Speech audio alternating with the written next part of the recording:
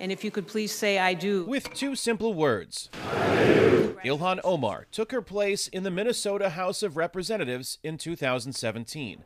While a newcomer to politics in this northern state, Omar has come a long way since fleeing Somalia. The little girl in that refugee camp 22 years ago, I don't think she could dream about this grand dream and plan.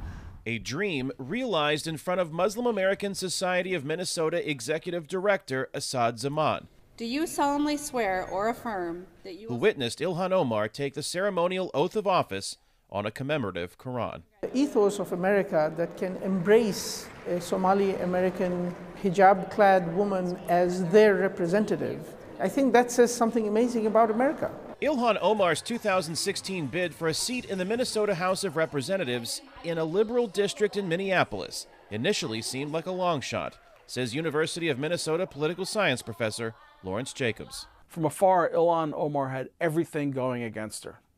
She was a Muslim in a state that's predominantly Christian. She's black in a state that is among the whitest states in the country. She was a woman where women are not well represented in the legislature. She was an immigrant in a state that doesn't have a lot of immigrants.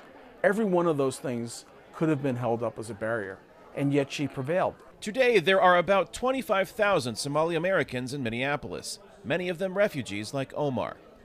Ultimately, she did not win the support of the majority of the Somali American voters in her Minneapolis district.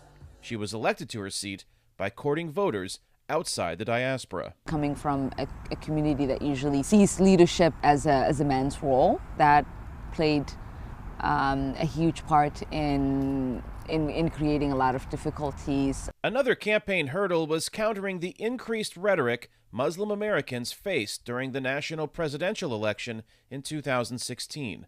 It sort of provides a counter-narrative to say all is not bad. If someone like Ilhan, who has all of the odds against her, can succeed, then we are able to see that as a country we do have a balance. Omar is the first Somali American legislator in Minnesota state government, where she also serves as the assistant minority leader in the chamber, and in her first term has supported legislation investing in affordable housing and better labor standards, among other initiatives.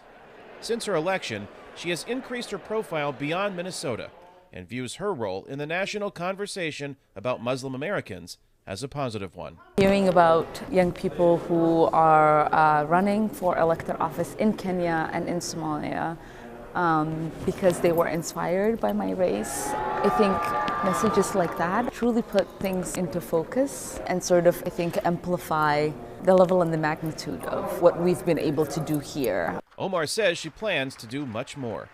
In the wake of a successful endorsement by her state party, she is running for re-election later this year and hopes to continue charting an historic path forward. Kane Fairbaugh, VOA News, St. Paul, Minnesota.